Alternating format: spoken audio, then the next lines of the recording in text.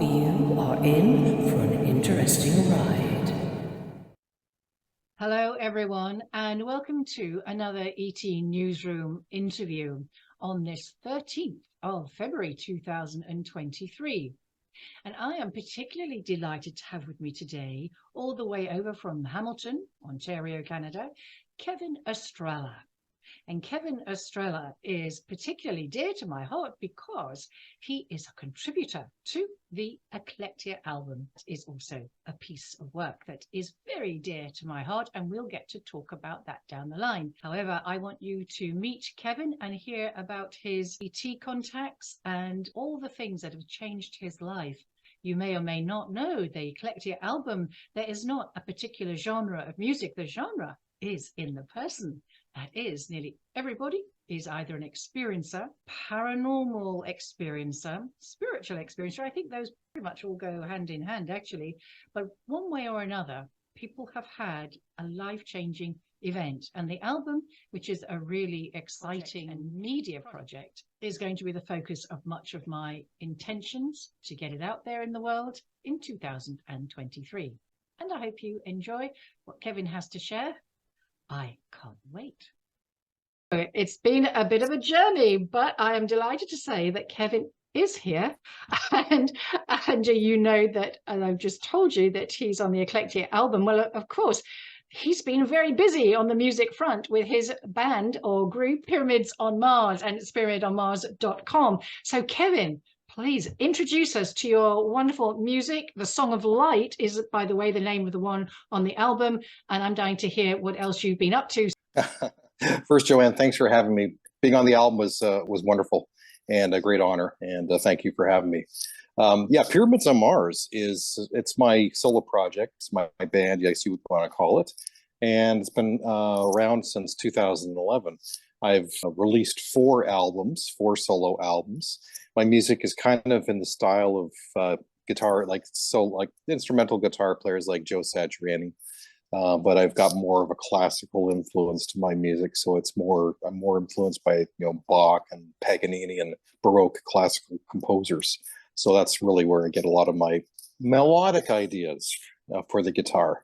My guitar sings, basically. It sings melodies. And a lot of the teachings, I've actually gotten a lot of teachings from my extraterrestrial teachers. I've been able to incorporate things into my music, things from telepathic storytelling to tonal language of the cetaceans and the whales.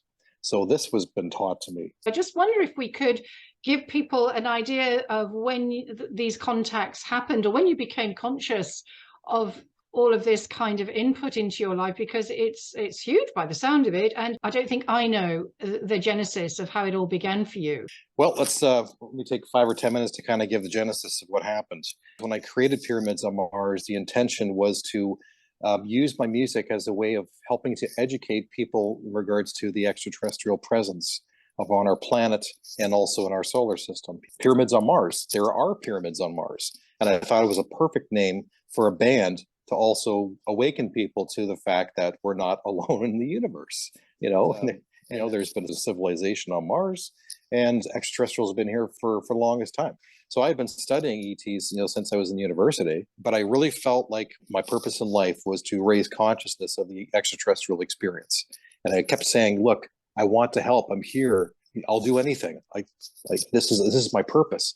I had to wait 14 years for that to happen. And then my life changed August 21st, 2014. And what happened that night was went onto my deck at nighttime. It was 10:30. I live in the third largest city in Canada, which is Hamilton.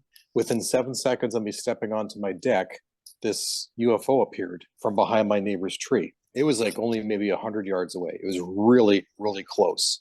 And it was a large disc. It was orangish red, glowing. Then it had like plasma streaming off the back and from it. It looked like it was two-dimensional.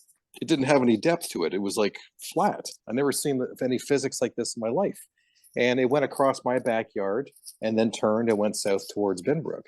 So to speed things up, it would be almost a year later where the answers would start to come. That was when the first UFO conference in Canada took place at the Alien Cosmic Expo in Brantford.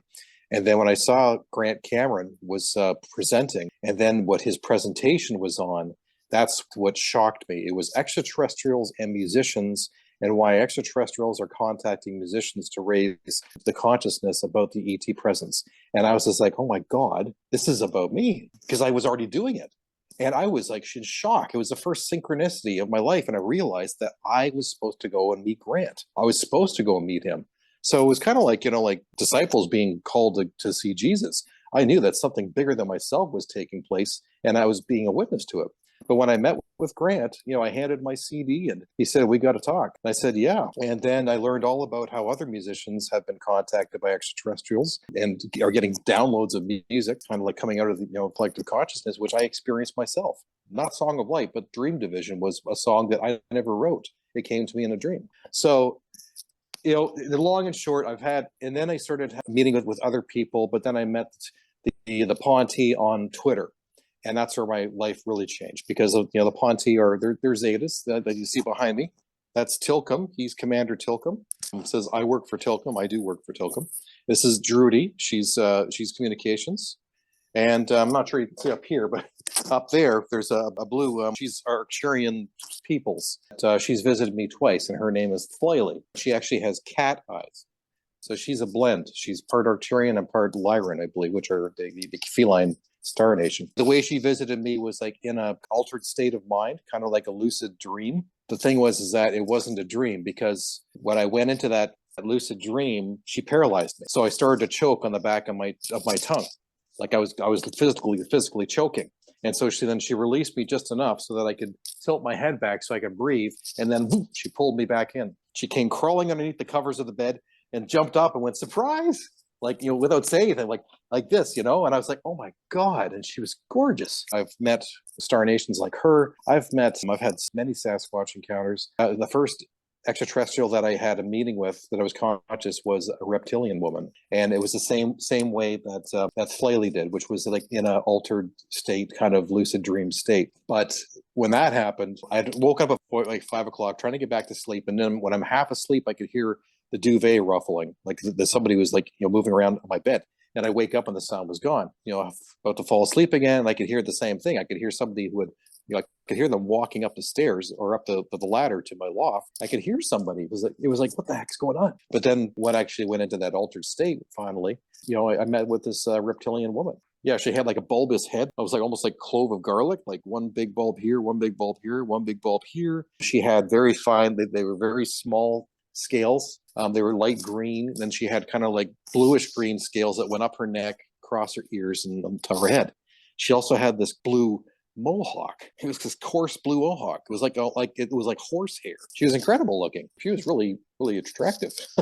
Was she somebody brought in by the Pintles? Is that how I say it? The Ponte?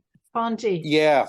I honestly think so, because Drudy, she has a lot of friends. The information station, she's like the social butterfly. When new ships come in, she'll talk to the people who are coming, like, oh, how's your daughter doing? And how's this and that? And she knows everybody. It's very possible that she may have introduced, it could have been one of her friends. Who knows? There was no words that were spoken. It was just like a hand gesture, and then I ended up waking up. It only lasted for like a minute or so, but she was there.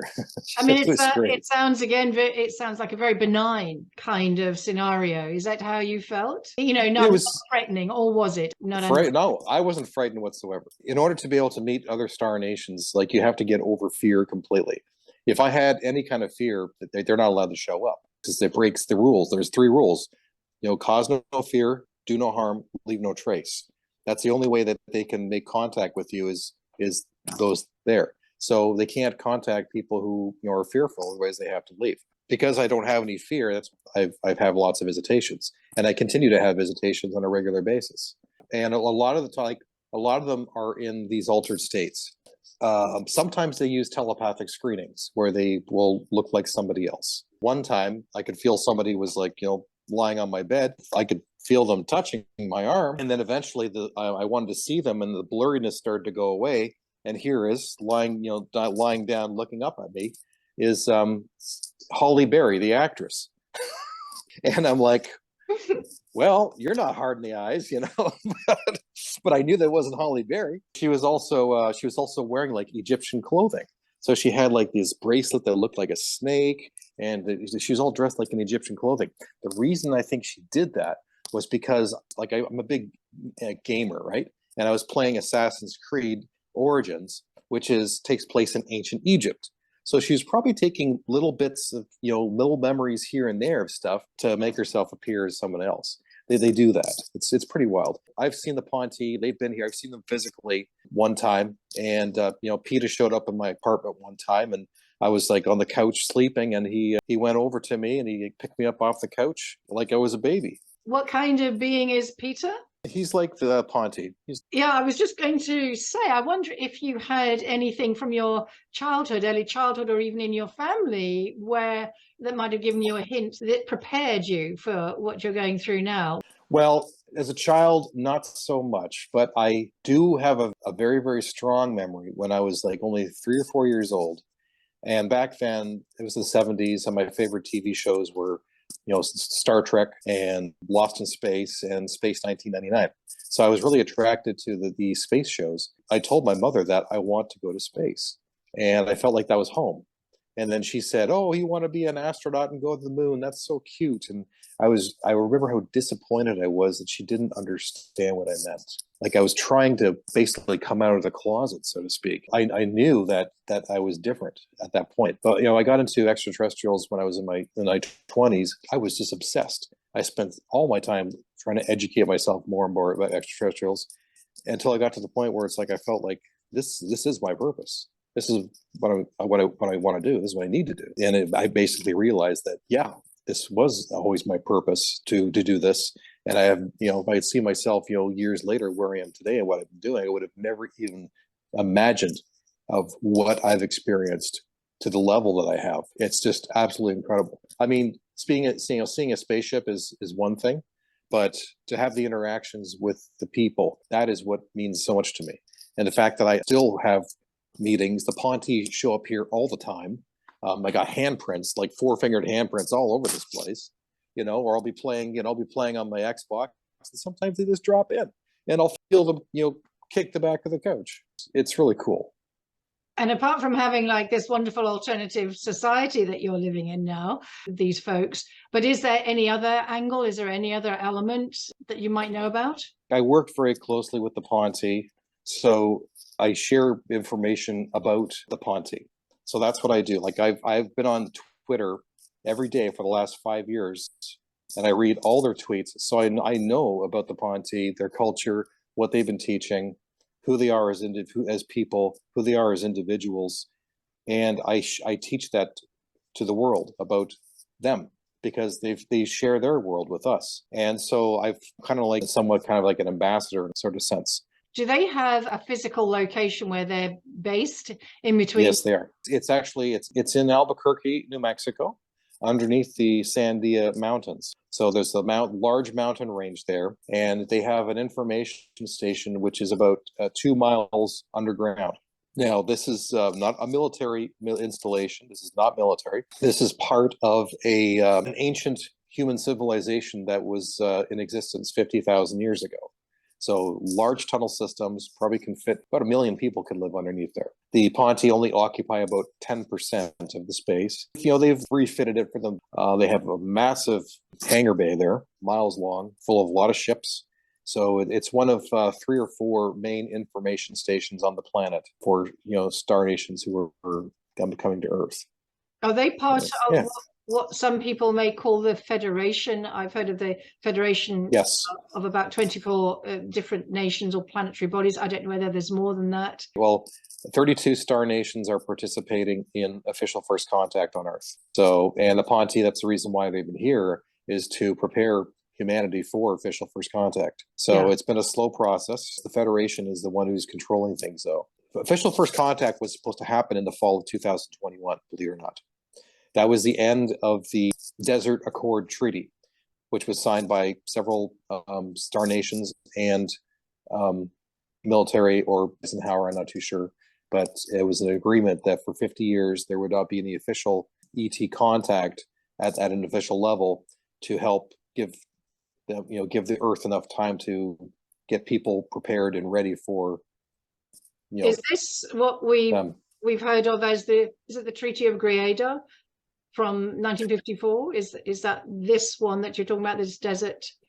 This one is from 1971. Oh, okay. So something different. Okay. Yeah. And that treaty expired, but then the Federation reevaluated their position at that point and decided, because of what was going on with the earth changes, the pandemic, were humans ready at that point?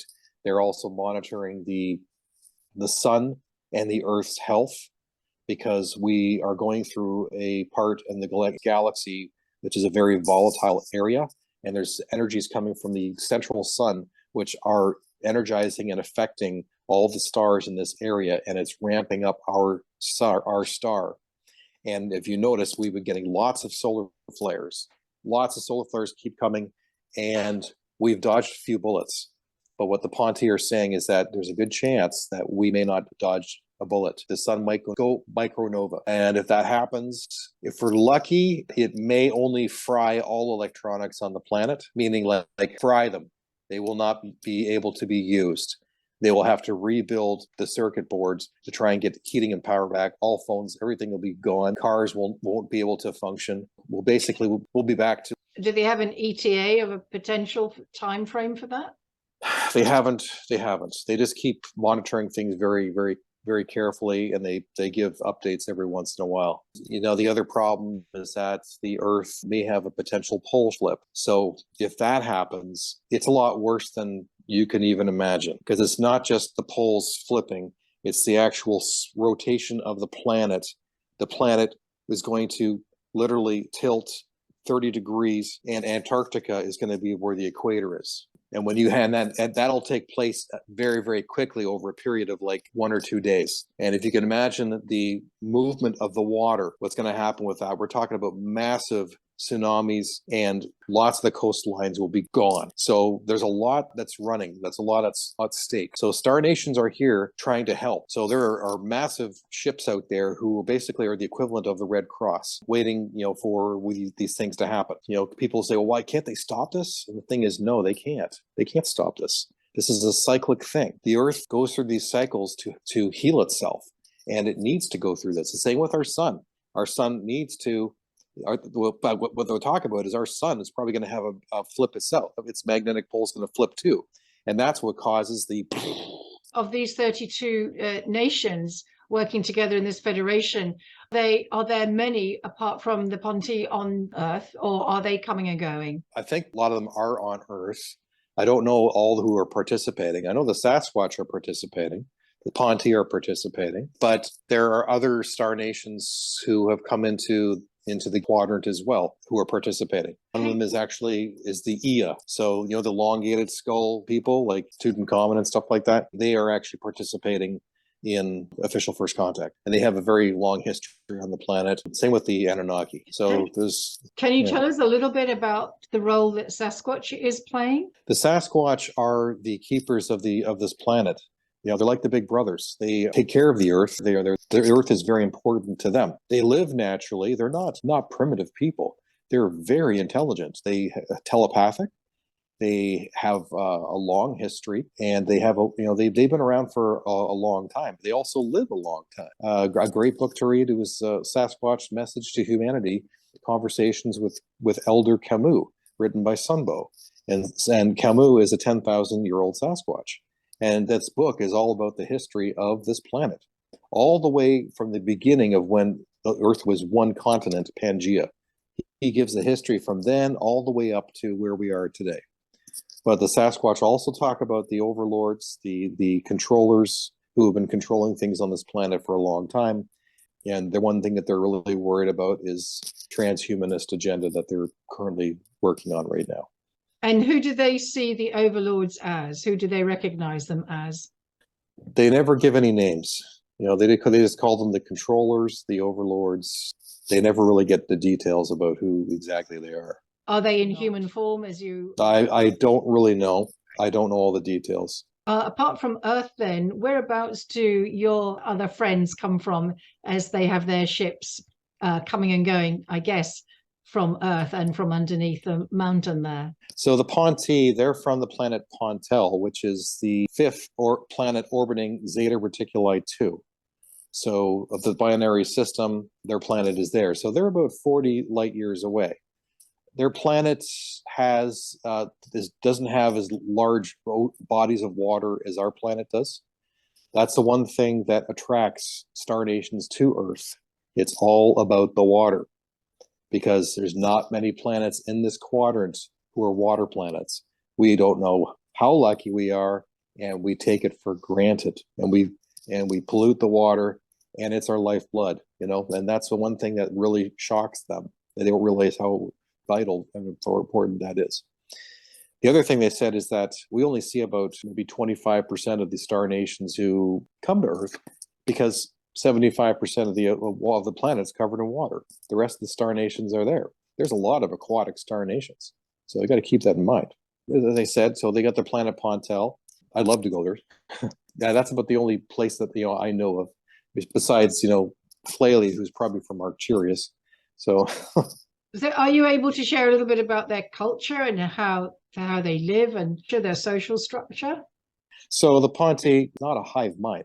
Let's get that straight. They are individuals as much as you and I are individuals. They look genetically different from one to the other. So there's genetically varieties as we are. They look like individual people. They have personalities like we do. They have sense of humor, have wit. They have likes. That's one thing the Ponti love to do. They love to dance. And so they have dance rehearsals in the hangar bay, practice different styles of dance all over the world, like different styles, even older styles, from like the 30s and stuff. They like doing that too. They love all kinds of music and dancing, and they're pescatarian, so they don't eat red meat, chicken and stuff like that, or birds. So it's like fish and grains and fruits and vegetables and stuff like that. That's their diet. Physical structure, are they quite gray, like as we know the Yes. archetypal gray? Yeah, just like that. Yeah. Are So they their head, different heights and? Yeah, they're all about the height of a 10-year-old child. If you put that into perspective, they have four fingers. Their fingers are about this long, because I have handprints of them all the time, and they're basically their pinky is twice as long as ours, and then the rest of the fingers are flat like that. So that's what their fingers look like, and they leave handprints around here all the time. Do they also, on a social level, do they have a structure similar to humans, or is it very different? They each have an area of specialty. So Radar, he's my pal. He's a long distance telepath. He's also a very skilled pilot, but he's also expert of all the movies and TV shows that all have to do with extraterrestrials that have come out. Everything, Star Wars, Star Trek, he knows everything. And that's kind of his specialty. Drudy, she's kind of like public relations. And then you have, Thera. She was my teacher for the tonal language of the whales. So that's her specialty, is with whales and the cetaceans, their language and the history, the stories that the whales tell. They're carriers of long history as well. This planet is the same with the Sasquatch. So each has kind of like their own area of specialty. They also have new trainees coming from Planet Pontel, coming in all the time. There's probably about 200 now trainees, and they come into people's homes to learn how to learn about culture and stuff. They're cultural explorers. That's who the Ponti are. What population size are they? I don't know. But what I can tell you is that population is important in the sense of keeping your population under control, so that it's best for all to have healthcare, food, education, and clothing, be at advanced level civilization 0, which we are not at. They're at advanced level civilization, I have no idea, because it goes up to 100. And they are always looking at the future in regards to not this generation, but 7 generations from now. That's what they look for, to be doing right-minded activities to take care of their people. With us, we're nowhere like that. Yeah, they are then ahead of us in that, I'm sure. But back on their planet, do they have a structure, and do they organize themselves anything like humanity does? I don't know. I don't really know too much about kind of social structure. I do know that they like natural. that like to be in a natural environments. They enjoy like caves. Some of their houses look like, what do you call it? The Wookiees' circular houses. That's kind of what a lot of their houses look like. They really like, natural rustic materials. So Sounds a they bit don't like live a like hobbit house. very much kind of it. Yeah. I mean, they do have cities too. They're very naturalists as well. When Teeny, she's one of my teachers as well. One of her favorite things to do is called spelunking, which is basically cave exploring. That's one of her passions. Drudy, one of her passions is called sky kiting. And what that is that she and a girlfriend of hers will go down to some area, maybe like South Africa. You have all these bowerbirds, these like thousands of birds that swoop and swarm together, but they will ask the birds if they can telepathically merge with them. Then they will basically create images with the birds, and who can make the best images. Well, it's telepathy. It's all telepathy. Oh, okay. So it is a mind thing. They're not physically rushing over to the South African continent doing it in physical real-time terms there. Oh, they are. They yeah, real time. Like they'll take a skipper ship and go down there and be there physically. Oh, okay. But then they will then ask the birds if they can merge with them and sky kite, and then the birds will Oh, that's absolutely fascinating. Well, yeah, that wouldn't be bad to do, would it? So, yeah, it's pretty wild. So how do they find getting around on this planet? You don't hear too many people talking about seeing. Well, their skipper ships have the ability to remain invisible, and they also have the ability to use cloud cover. These are very common elements. Their skipper ships, they can get from Albuquerque, New Mexico up to me, which is like 2,000 miles. They can do that within about 5 to 7 minutes. So, they can fly very quickly. So I just was wondering, how do they go amongst the population in their normal, natural form? Are they able to do that? I was going to say, like the tall whites of Charles Holt talking about them, that they could sort of pass in a casino, for example. Right. No, with the tall whites, like they can blend in because they're very human looking. The Ponte, they can be invisible, so they can be in the room right now and I wouldn't see them. So that's how they do that. That's how they're able to sneak in to music, to rock concerts, and watch the Grateful Dead and stuff like that. Is that what they're saying they do? Yep. They like that. They like going and watching baseball games. They can like sneak in and watch free, and because they're invisible. Well, look, who's the artist? That is Sue Walker. She is the telepath for the Ponte. So she lives in Albuquerque, New Mexico, about 10 miles away from the mountain. Her husband, Reverend White Otter, he's actually a shaman. He too is telepathic. So it was Tilcomb, Commander Tilcomb, introduced himself to them about 6 or 7 years ago. And it was an interesting story. But basically, they were watching the View or The Voice or whatever it was. And Sue and Otter said, that guy, she's really good. And then all of a sudden, this telepathic voice from the mountain said, yeah, he was good. And so it's like, who's that? Eventually, he introduced himself and who his people were. And Sue Walker, she actually is a professional telepath. She used to do a lot of work, 3-letter agencies in missing people and stuff like that in murder cases.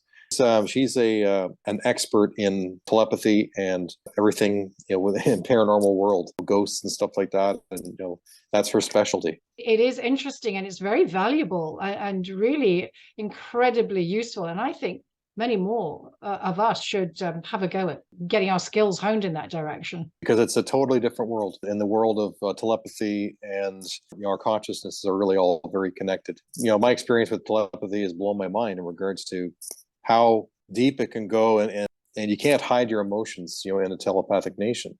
So you can't say something to somebody when you're really thinking that negative things about them. They'll pick up on those. They'll feel that. They'll feel that energy.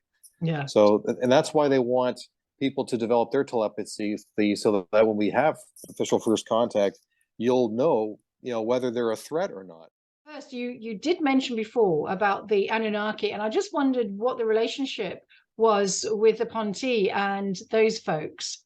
I don't know what the relationship of the Anunnaki is with the Ponte. I don't know much about the Anunnaki myself. Yeah, I just wondered if there was a lot of that kind of sharing about through the different species that you've had some connection with or experience of, about the interaction and what the hierarchy and who does what? I know we've talked a little bit about the different roles. I've had interactions with many different species. So I said the Ponte are one, reptilians, Alpha Draconian, the reptilian dragon nations. I've had 3 encounters with mantis beings. Well, Flaley, who's the Arcturian's peoples, and many who look just like us. And I had one actually physically show up in my bedroom one morning. Also tall whites. I've had interactions with tall whites. So when you mentioned about Charles Hall, it's really funny you say that, with being out there in Indian Springs and the military base out there. A friend and I, 2019, that was our vacation. He and I followed the path of Charles Hall, and we drove out there, and it was not disappointing, because we knew what the tall white spaceships we were looking for, which are like egg ships. And that's what we saw, parked, hovering about 10 feet off of a dry lake bed. And we've got the pictures of it. Yeah, it was great. You didn't get to meet them face to face or anything? No. But the thing is, my friend, he is telepathically connected to a tall white. He has been his whole life. So I've had many interesting conversations with her. And I can tell you, Joanne, that talking to star nations is like when you ask a question, the answer will leave you with more questions. And you're really like, what is that supposed to mean? Some of the answer responses that I get from this tall white make me really have to think for several days until I really understand what it is that she was talking about. They give a lot of thought to it before they give a response. And sometimes the answer is not what we're expecting. Perfect example, Hitchhiker's Guide to the Galaxy. What's the answer to life, the universe, and everything? Can you get the answer to that? Yes, but it'll take us 10 million years. What's the answer? It's 42. That's what it's like talking to star nations.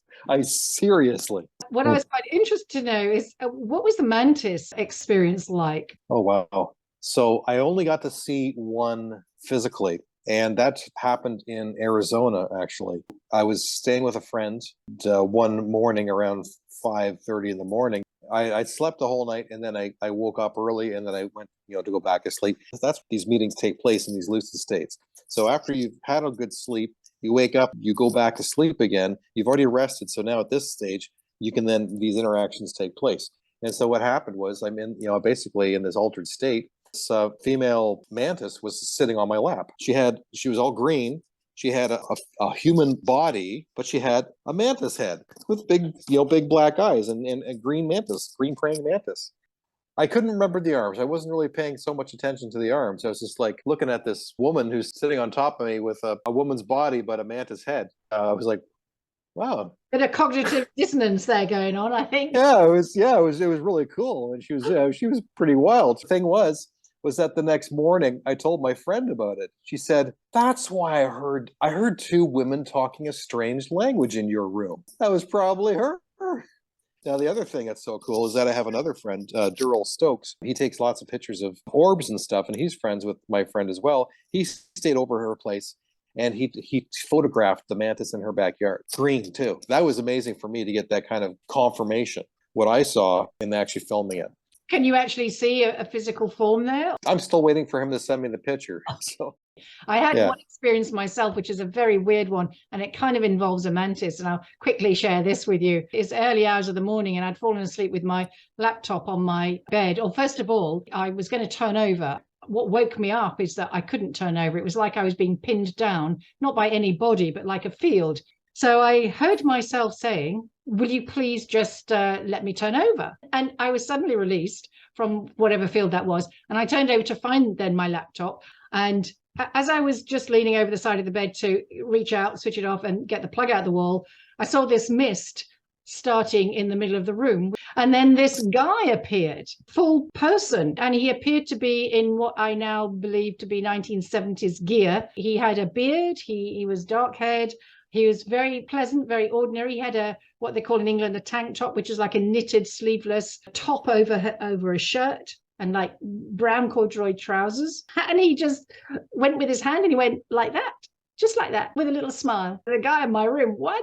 Coming out the smoke or mist. He, with that little smile, I mean, I didn't feel anything, hear anything, nothing. I just saw. There was my only sense that was in operation. He kind of faded away. And then as I'd finished, I was kind of stopped mid action of putting my computer down on the floor. as this image manifested of this guy who I called him Clive. And then as I was putting my computer down on the floor, as I got up, I saw this very, very long, thin arm, which looked very insectoid. And it had like a hand going over like that, but it's like a pincer, and it went down to the arm. Yeah. Yep, that's a mantis degrees. arm. And this being was about 90 degrees standing to me. So it's like they were trying to keep themselves very, very hidden, but not showing their full presence. And they were just like giving me a little taster. If I squash myself up enough, I'll just show her my arm and hand and see if she goes screaming mad. No, I didn't go screaming mad. I had no emotion. It was really interesting. I was thinking, oh, this is fascinating. And then the researcher kind of kicks in and goes, okay, what's going on here? I am awake now, and I know what I saw. And then it just faded. Couldn't tell you what that's about. I didn't get any information. But here's the weird thing. About 200 or 300 miles away, 14 hours later, I'm having a conversation with my friend, and I'm telling her about this thing. And she said, because I originally said he was wearing 1960s clothes. That's unusual. She said, it's not 1960s, it's 1970s. I said, well, how do you know? She said, well, I saw him. He came to visit me. I went, what? And it was as if by way of corroboration. I think that's what it was. But this friend who is not interested in this sort of thing couldn't care less, but also is not fearful either. And just said, yeah, they just kind of appeared, showed themselves. But I didn't see any face or any head or even a leg. I was just aware of this long appendage of an arm. And it was, I couldn't think it could be anything else unless there's somebody else built like that. But I haven't had anything since, and I don't know what that was about. Maybe there were... Everything is a test. Everything is a test. Well, it was very interesting. There was zero emotion. I was surprised, but I wasn't fearful. And it didn't feel threatening. There was nothing like that. It was just more communication. We're around, and I've never seen Clive since, but he was so clear that if I'd seen him in the street back in that, those times, I would have gone, oh, that's you. You came to visit. He looked 3D to me. So clear was the image that I would recognize him in the street. If he passed me, I would go, oh, and he was wearing that clothing, I would know him. Okay. Well, it's funny you mentioned about your friend who saw him too, and because the same thing happened to me when that reptilian showed up for me. Because the minute that she had left, I get onto my phone on Twitter, and mind you, it's only 5:30 in the morning. I was going to a private message tweet my friend about what had just happened, but then when I went on, he was already logged on to Twitter, and he was typing to me at the same time. And I said, dude, I was just visited by a reptilian. And he responded back. He says, yeah, I know. She just showed up here. I'm like, what? He said, yeah. So I can relate to that to you.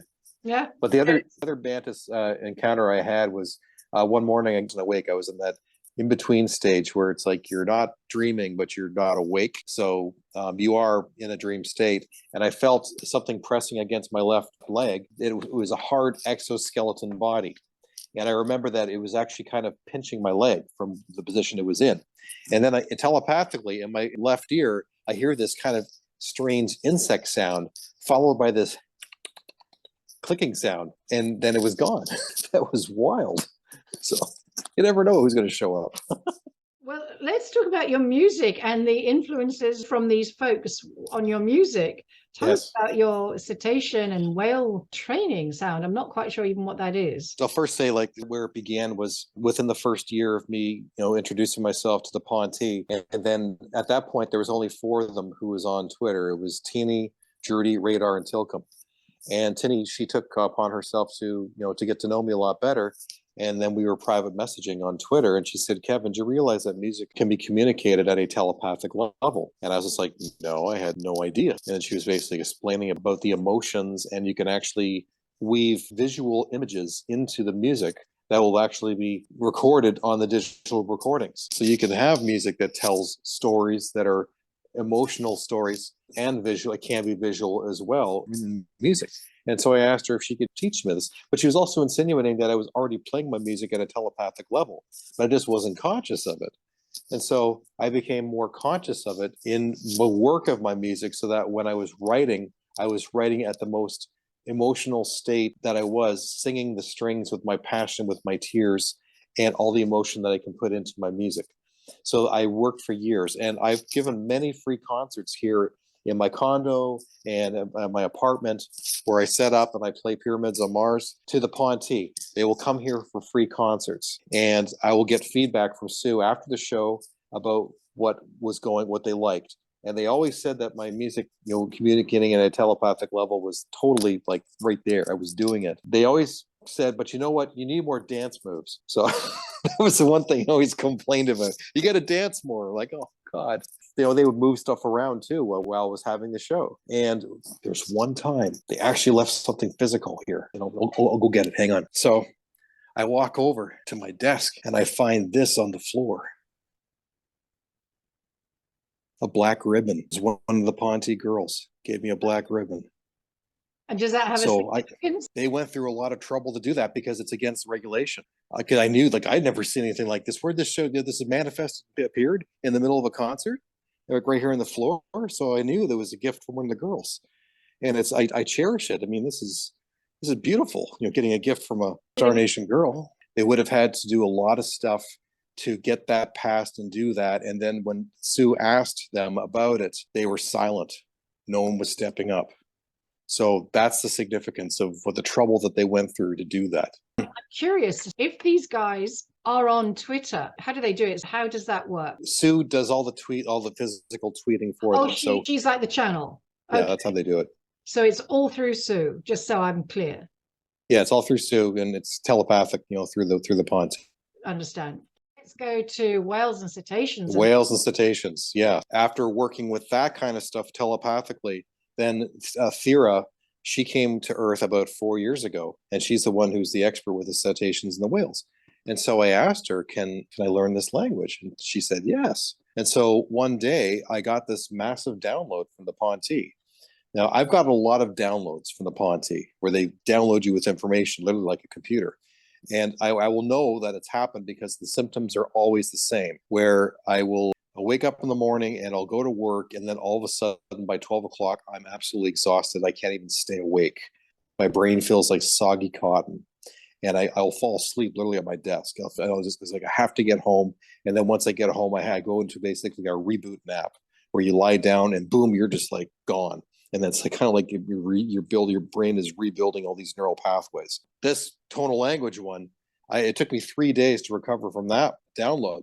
And so I messaged Sue and I said, what the heck was that? Thera Ortini came back to me and says, well, you wanted to learn about the tonal language of the whales. We gave you the big beginner's course. And I was like, oh my God. And then I got this image in my head. I think it was a telepathic image. I could see Radar standing on top of my head, and he's trying to push a whale brain into my head. That's what I was getting. It took me 9 months to access this download. And then I was working on a song on my Edge of the Black album, and I was working on this melody for this song, and I had it on repeat, and I kept playing it I was playing with it really deeply until it was synchronizing with what I was feeling. From what I was spiraling telepathically as I'm working on this melody until I got it, and I knew that's exactly what I wanted to play, what this melody was. And then 20 minutes later, I get a text message from Sue. She said, TD and Thera just messaged me, and they said they heard you playing your guitar telepathically, and you accessed the tonal language download with what you were playing. And I was like, really? She says, yeah, with the length of notes and the pauses and just everything that I was doing was timeless, and I accessed the download, the whale download. The story gets better. I finished the song. It was Christmas Eve, and I'm listening to the song. It's mastered, it's done, and I'm listening to it. And then I heard a translation. The melody I was playing was saying, "Do you hear me?" And I stood up. I went, "Oh my God, I'm saying, do you hear me?" There's a translation to this melody. And I put my head down on my desk and I cried for 20 minutes. It was one of the most profound moments of my life because I knew without a doubt of what I heard. I heard a translation.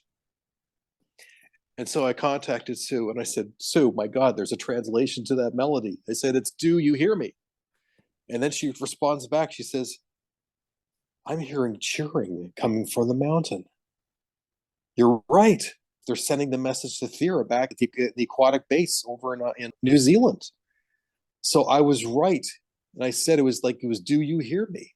So they were everybody was just excited that there was a breakthrough, that somebody broke through and learned tonal language. I get the impression that probably rewrote some of your own wiring.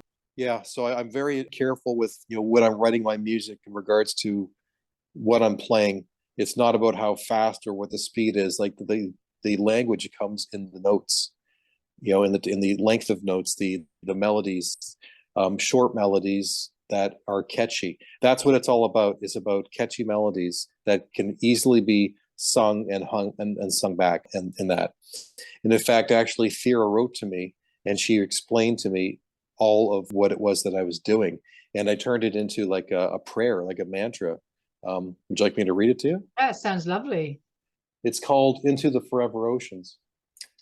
Kevin, you are moving forward, beginning your understanding of the vibrational impact of the proactive planning of intent behind your forward through time ripple of telepathic emotional storytelling. You have begun the soul deep dive, as the whales say. You have begun to recognize how important your understanding of the soup is, the soup meaning the collective consciousness. How your music literally ripples through the collective consciousness. When you go to the edge of the black, you go to your 9, your place of highest potential, where nothingness and everything exist. As a new thought or inkling for a song comes to you, it echoes through the soup to you. Add your interpretation and your emotional story potently to the ripple and amplify your emotional portion. Sing the strings, sing them with your tears, sing them with the greatest love that you can put into the intent behind the images that you are sharing. Tell a visual story and an emotional story with your guitar. The chords in reality are complex motion-filled murals. Make every note count, like the brushes strokes of a painting and the tremble of an emotionally laden voice. Send your strings and your heart must merge. Send your songs into the forever oceans. Here. Absolutely lovely. It's kind of hard for us at this 3 or 5, whatever D level, to get our heads around the interacting of this more subtle energy.